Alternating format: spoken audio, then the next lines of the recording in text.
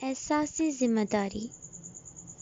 امام علی علیہ السلام نے فرمایا، ایک شخص نے امام علی علیہ السلام سے سوال کیا گیا، اگر کوئی انسان کسی کی قیمت طے کرے اور کرنا چاہے تو اس کا معیار کیا ہو سکتا ہے؟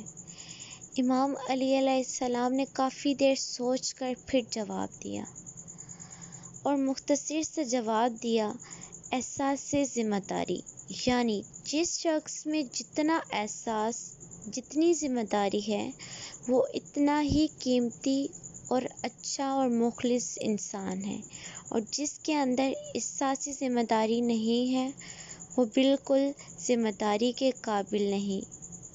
سبحان اللہ۔ Thanks watching my videos and subscribe my YouTube channel, watching my all videos and like and share.